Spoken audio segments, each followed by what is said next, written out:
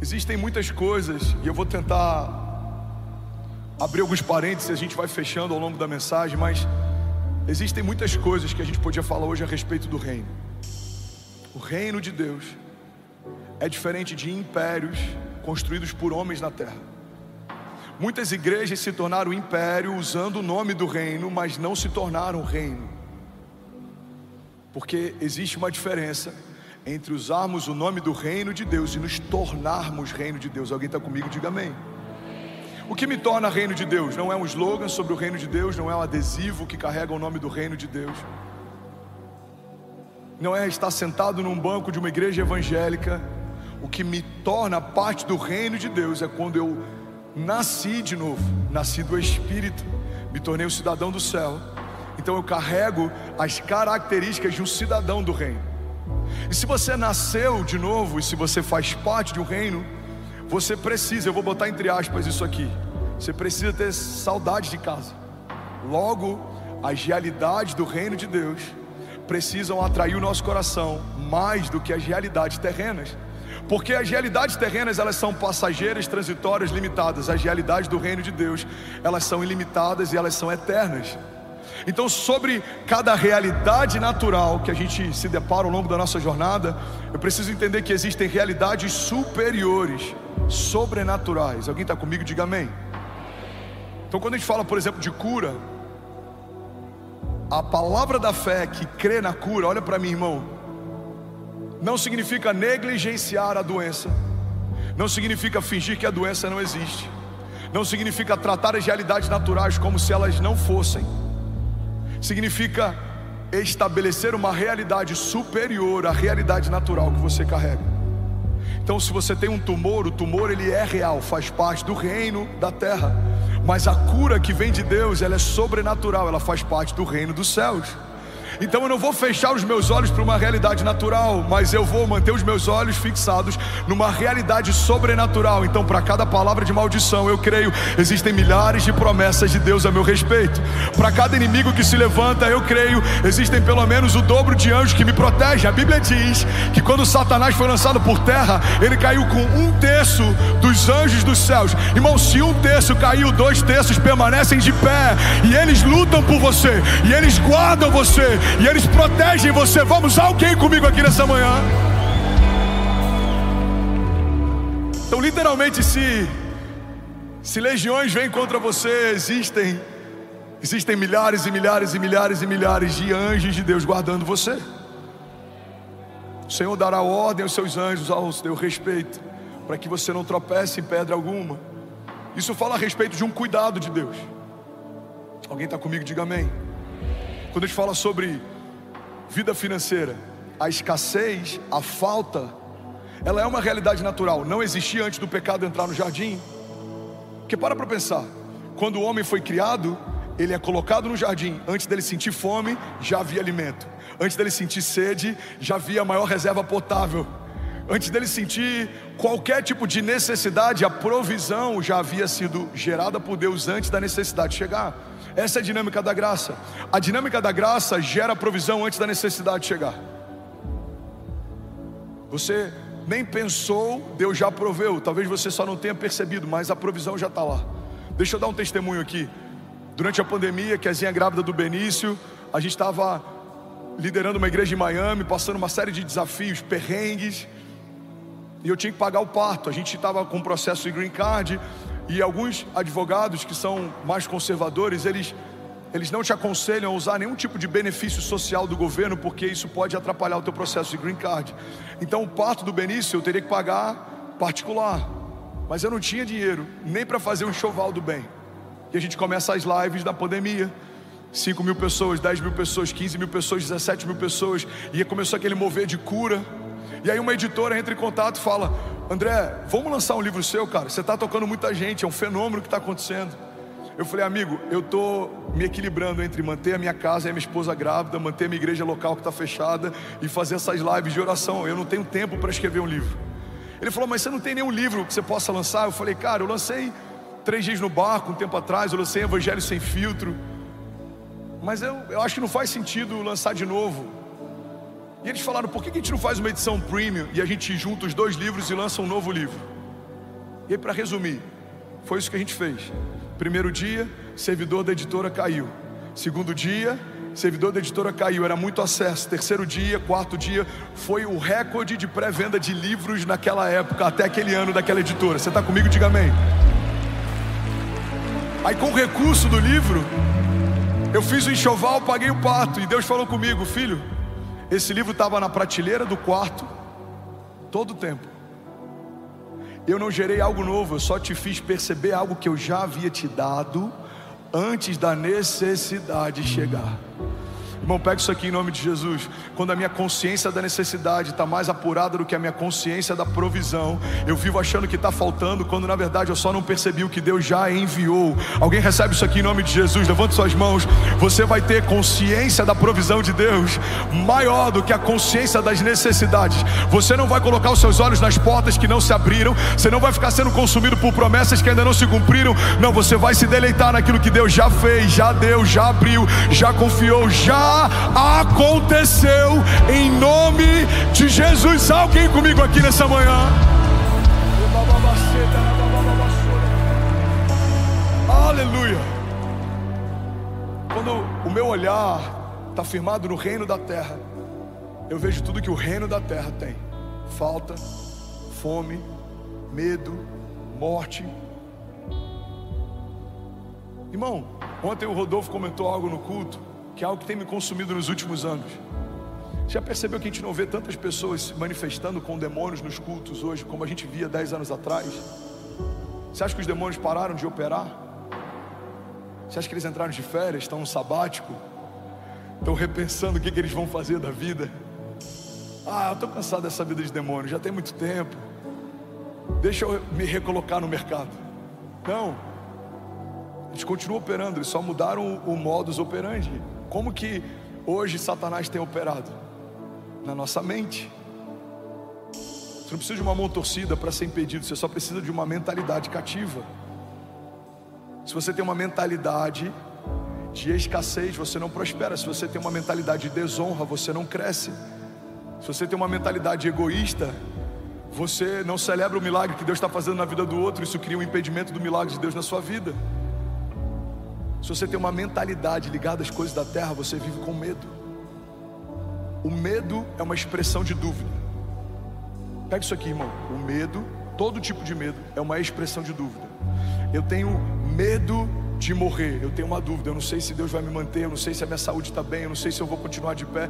Eu tenho medo de falir, é uma dúvida, eu não sei se eu vou conseguir suprir a minha empresa, eu não sei se eu vou conseguir manter ela aberta, eu não sei se eu vou pagar os funcionários. Irmão, todo medo é uma expressão de dúvida. E o que é a fé? A fé é o oposto da dúvida. Logo, a fé é o oposto do medo. A fé é uma firme convicção, é a prova de coisas que não se veem. A fé é uma dinâmica de antecipação, é tratar as coisas que não são como se já fossem. A fé significa celebrar o milagre que ainda não chegou como se já tivesse chegado, celebrar a porta que ainda não se abriu como se já tivesse se aberto, celebrar o gigante que ainda não foi derrubado como se ele já estivesse no chão. Alguém está comigo aqui? Diga amém. Então, quando a minha mentalidade está focada só nas coisas do reino natural, eu vivo com medo, porque o reino natural é um reino que não está estabelecido sobre algo que é inabalável. Pelo contrário, o reino natural, ele é abalável, ele é corruptível. A palavra de Deus fala que em um dia, em algum momento, tudo aquilo que é corruptível será revestido de incorruptibilidade, tudo aquilo que é perecível será revestido de eternidade. O que significa isso? Realidade do reino dos céus se estabelecendo sobre as realidades da terra. Você quer um exemplo? Quando Adão peca, quais são as consequências do pecado de Adão? O afastamento do jardim da presença de Deus, mas também algumas sentenças são estabelecidas sobre ele. Alguém está recebendo algo de Deus aqui nessa manhã? Então, a nossa vida passa a ter um prazo de validade de 120 anos, não vai passar. A morte entra em cena depois do pecado, não fazia parte da história antes do pecado. Agora você, mulher, vai ter dores de parto. Até as dores de parto são uma consequência do pecado.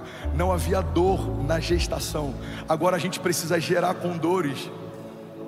Mas antes não, a gestação era leve. A partir do pecado, a gestação envolve processo, envolve lágrima, envolve choro. Outra dinâmica: a partir do sol do teu trabalho você vai colher. Ou seja, se você trabalha, tem. Se você trabalha, não tem. Somos reféns da nossa performance. Mas tudo isso é pós-queda. A graça, a redenção, o termo redenção significa resgate. Ou seja, significa que Jesus nos trouxe de volta para as realidades do jardim. Então, irmão, a morte não é mais o final da história de quem está com Jesus. A morte é só um intervalo, porque estamos acessando a vida eterna. Não é só para esses dias que Deus tem palavras para você. Deus tem palavras de vida eterna para você. Aquela declaração de Pedro é uma das mais poderosas que um discípulo poderia dizer naqueles dias. Para onde iremos nós, Senhor, se só Tu tens palavras de vida eterna? Não é mais sobre o suor do teu trabalho. A Bíblia diz: Deus dá àqueles a quem Ele ama enquanto dormem. Fomos feitos herdeiros de Deus e co-herdeiros em Cristo Jesus. Ou seja, antes da graça, eu vivia na medida do suor do meu trabalho. Agora, debaixo da graça, eu vivo na medida da minha semeadura e da minha dependência de Deus. Aquele que semeia pouco, pouco colherá. Aquele que semeia muito, muito colherá. Você vai falar: pastor, mas isso não é performance? Não, não é. A performance debaixo da graça, ela é diferente. Você semeia 1, você colhe 30. Você semeia 1, você colhe 100. Você semeia 1, você colhe 1000 vezes mais. Irmão, o que você vai colher não é proporcional ao que você semeou. Você vai fazer o que você pode fazer, mas o Senhor vai fazer por você aquilo que só o Senhor poderia fazer. Alguém aqui está comigo nessa manhã? Diga amém. Mas quando a minha mentalidade está na terra, eu vivo debaixo de estratégias humanas. Quando a minha mentalidade está nos céus, eu vivo debaixo de uma agenda de Deus. Quando a minha mentalidade está ligada só na terra, eu vivo em busca de oportunidades. Quando a minha mentalidade está focada no reino de Deus, eu vivo debaixo de uma palavra. Você sabe de onde surgiu o termo oportunidade? Quando os ventos eram favoráveis, as pessoas gritavam no porto que havia uma oportunidade. Oportunidade significa ventos favoráveis para você zarpar. O problema é que quando a gente vive em busca de oportunidade, a gente pode entrar em qualquer barco só porque o vento é bom. Mas você que nasceu de novo e faz parte do reino de Deus, olha para mim. Nem toda porta é para você, nem toda boa ideia é uma boa ideia de Deus para você, nem toda aliança é uma aliança de Deus para você, nem tudo que funciona para você, porque você não é mais alguém que depende de oportunidades, você agora é alguém que caminha debaixo de uma palavra de Deus. Tá todo mundo indo para lá, pastor, o problema é deles. Você vai para onde Deus te mandou ir, porque Abraão abriu mão da terra, da parentela, do conforto e foi para um lugar que Deus mandou ele ir. Prosperou no meio do deserto, se tornou pai da fé, foi pai mesmo enquanto ainda era velho e a sua mulher era estéril. Abraão viveu aquilo que a oportunidade não daria, aquilo que a geografia não daria, mas ele estava debaixo de uma palavra de Deus.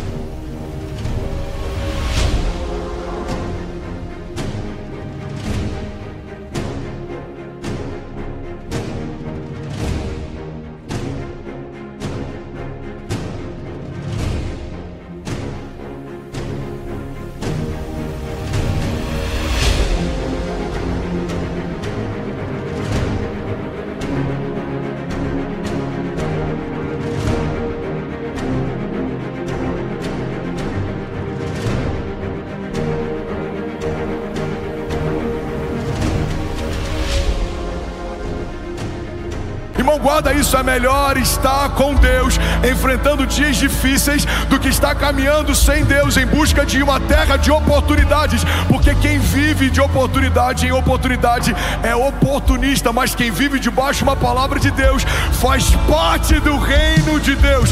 Alguém comigo aqui nessa manhã? Bom, você acabou de assistir uma mensagem aqui do nosso canal.